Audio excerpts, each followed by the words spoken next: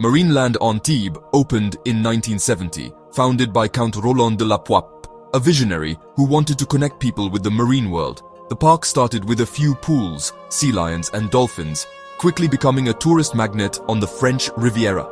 Amazing dolphin and sea lion shows attracted crowds from all over Europe, making Marineland a pioneer in marine entertainment. Over the years, the park grew, adding penguins, sharks, and even polar bears, turning into a huge ocean-themed complex. Marineland presented itself as a fun family destination and a center for marine research and conservation. For decades, the magic of the shows overshadowed questions about animal welfare, becoming a symbol of summer vacations on the French Riviera. But underneath, the animals were both stars and captives. Yet with time, cracks began to appear in this perfect image, reflecting a society rethinking its relationship with animals.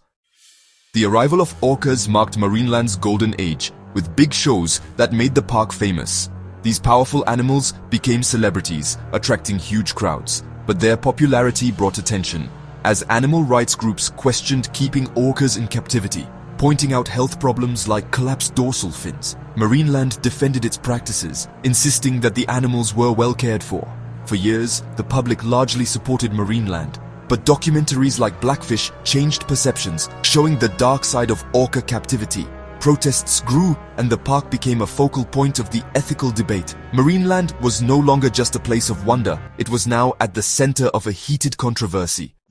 In 2020, the French government announced a law to gradually stop whale and dolphin shows, marking the end of an era for Marineland. The law banned breeding dolphins and orcas in captivity and set a deadline for shows to end by 2026. For Marineland, this was devastating. Orca shows were its main attraction. The park now faced a huge problem: reinvent itself or risk closing down. The management argued that the law was unfair and would harm both the animals and the local economy. Despite protests, the law passed, forcing Marineland to stop the entertainment. The stands became quiet, replaced by quieter educational presentations. Visitor numbers dropped, and the park struggled to find a new identity. Marineland turned to conservation, but the fate of its orcas remained unclear. The end of the shows left Marineland's orcas, Wiki, Inuk, Moana, and Keijo, in limbo. Born in captivity, they don't have the skills to survive in the wild and still need human care. The most humane solution discussed is a marine sanctuary, a coastal marine enclosure offering more space and a natural environment. But there's no orca sanctuary in Europe, and building one is a huge and expensive undertaking. Transporting the orcas would be risky and complicated. Marineland considered moving them abroad, but public outcry stopped those plans. For now, the orcas remain in their pools, waiting for a solution that seems out of reach. Taking care of orcas is expensive. Food, vet care, and staff cost hundreds of thousands of euros each year.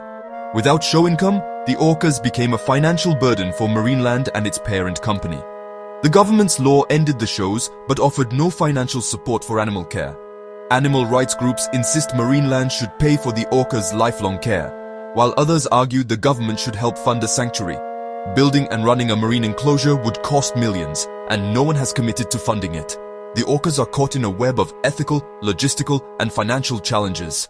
Marineland's story is a powerful example of how changing laws is just the beginning. Finding real solutions for captive animals is much more complicated.